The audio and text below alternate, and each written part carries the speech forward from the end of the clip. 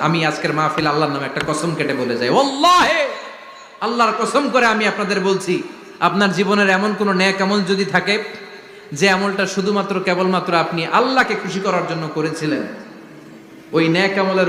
আমি আজকের মাহফিল আল্লাহর নামে একটা কসম কেটে বলে যাই, ওয়াল্লাহি আল্লাহর কসম করে আমি আপনাদের বলছি, আপনার জীবনের এমন কোন নেক আমল যদি থাকে যে আমলটা শুধুমাত্র কেবলমাত্র আপনি আল্লাহকে খুশি করার জন্য করেছিলেন, ওই নেক আমলের আমি আজকের মাহফিল আল্লাহর নামে একটা কসম কেটে বলে যাই, ওয়াল্লাহি আল্লাহর কসম করে আমি আপনাদের বলছি, আপনার জীবনের এমন কোন নেক আমল যদি থাকে যে আমলটা শুধুমাত্র কেবলমাত্র আপনি আল্লাহকে খুশি করার জন্য করেছিলেন, ওই নেক আমলের